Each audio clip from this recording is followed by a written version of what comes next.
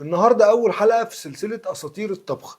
كل حلقة هنقول فيها معلومة احنا ورثناها في الطبخ، والمعلومة دي غلط وملهاش أي أساس علمي. وحلقة النهارده عن الصدمة اللي بنديها للحمة، وعايز أصدمك بقى إن مفيش أصلا حاجة اسمها صدمة. معظم الشيفات الكبار ومعظم الناس اللي بتطبخ يقول لك إيه لما تيجي تعمل لحمة، أول حاجة اديها صدمة، عشان الصدمة دي هتقفل المسام، فبالتالي هتحبس العصارة جوه، فاللحمة هتبقى جوسي وحلوة. وده طبعا غلط وملوش أي أساس علمي، لأن طبيعي اللحمة مقطوعة فهيطلع العصارة عادي لما تسخنها، وادي الدليل أهو قدامك، ادي حتة لحمة مستوية والعصارة بتطلع عادي منها زي ما أنت شايف، مفيش أي حاجة. نصحح بقى المعلومة، الصدمة دي اللي هي اسمها سيرنج أو عملية التحمير اللي بنديها للحمة على نار عالية، هي ليها 3 فوائد فقط.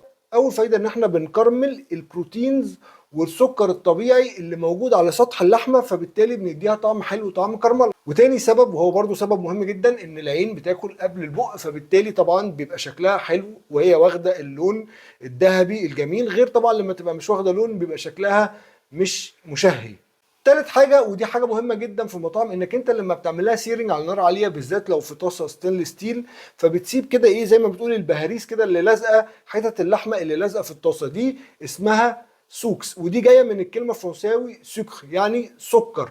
وده عشان بتبقى حتت الكرمله اللي لزقت في الطاسه، ودي دايما بيستخدموها الشيفات كبيز للصوص بتاعهم اللي بعد كده هيعملوه في نفس الطاسه بعد ما يطلعوا اللحمه، فبتدي فليفر قوي قوي للصوص، بيبقى طعمها تحفه. ده المعنى الحقيقي للصدمة. اشوفكم الحلقة الجاية في معلومة جديدة، ويا ريت لو عجباكم الحلقة وعجباكم فكرة السلسلة تعملوا لي لايك وتعملوا لي شير، ويا ريت كمان تكتبوا لي في الكومنتس عايزين ايه افكار جديدة. يلا باي باي.